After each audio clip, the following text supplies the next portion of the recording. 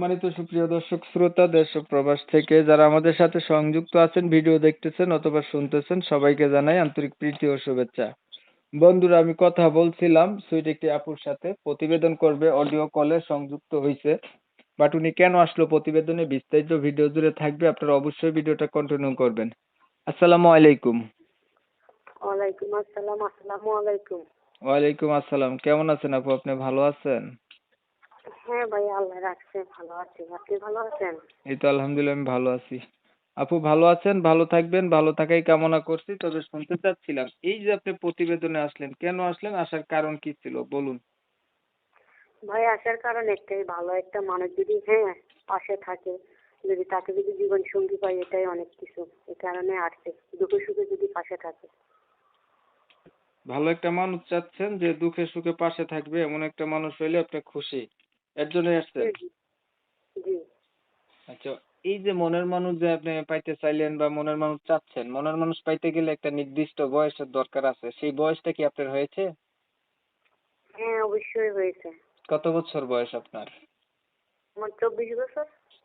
24 বছর, তাইলে তো আপনার বয়স হয়েছে। তো আপনার বিয়ে হয় নাই আগে? হ্যাঁ, আগে বিয়ে হয়েছিল, কিন্তু বিয়াও আসলে জামাই হয়েছিল, তাইলে তো মনের মানুষ ভালো। ছিলই, আপনার হাজবেন্ড ছিল, হাজবেন্ড আছে। এখন আবার মনের মানুষ কেন চান কোন? মনের মানুষ চাই কেননা, জামাইটা মেন্টাল ছিল, তো ভালো না, ঠিক আছে, এই কারণে। মানে আপনার হাজবেন্ড ভালো না? এখন কি হাজবেন্ড হুম ডিভোর্স দিছে আপনি রে? হুম হুম।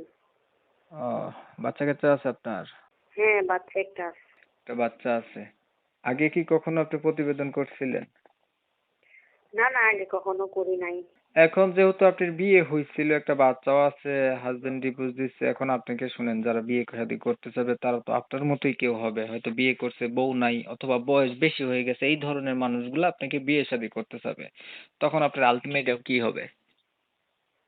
সমস্যা নাই, যদি সত্যি প্রকৃত মানুষের যদি উনি আমার পাশে থাকে, বয়স বেশি হোক আর বয়স যেরকমই হোক, শুধু আমার পাশে থাকলে হবে, ঠিক আছে। মানে বয়স বেশি হইলেও কোনো সমস্যা নাই না? না না, সমস্যা নেই। এই পর্যন্ত আর প্রতিবেদন আগে কখনো করা হয় নাই না? না না, আগে আচ্ছা, কখনো আপনার করা হয়নি। সংসারটা চলে কেমনে? আমার সংসার আমি টুকিটাকি কইরা চালাই, ঠিক আছে। কি করেন আপনি? কেমনে টুকিটাকি করেন? কি টুকান? আগে করতাম, এখন কোনো কাজকর্ম নাই, ঠিক আছে। এই কারণে খুব একটু কষ্টের মাঝে আছি। লেখাপড়া কিছু জানেন? হ্যাঁ, লেখাপড়া জানি সামান্য। নামাজ পড়া হয়নি? না। আচ্ছা, আপনার বিষয়টা আমি একটু ক্লিয়ার করছি। ও, আপনার ছেলে আছে বলছিলেন না মেয়ে আছে? হ্যাঁ হ্যাঁ, ছেলে আছে। একটা একটা না, না দুইটা? না না, একটা। প্রিয় দর্শক শ্রোতা, শুনছিলেন আমি কথা বলছিলাম, এই আপুটা হচ্ছে দেখতে চমৎকার সুন্দরী, বাট উনি কিন্তু বিবাহিত।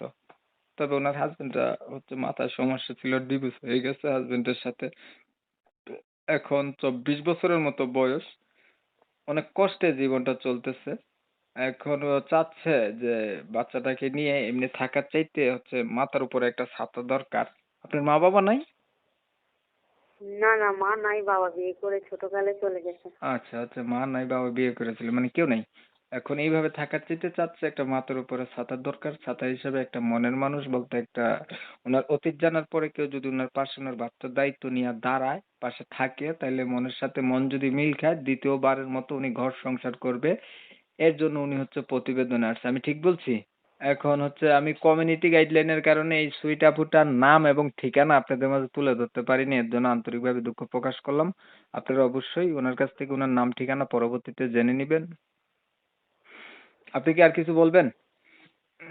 না না, কিছু বলতে চাই না, ঠিক আছে। কেউ ভিডিওটা যদি যদি ভালো লাগে সবাই একটু লাইক টাইক দিয়েন আর কি, আর কেউ আজে বাজে মন্তব্য নিয়ে ফোনটা দিবেন না, ওনার কথা এটাই ছিল আর কি।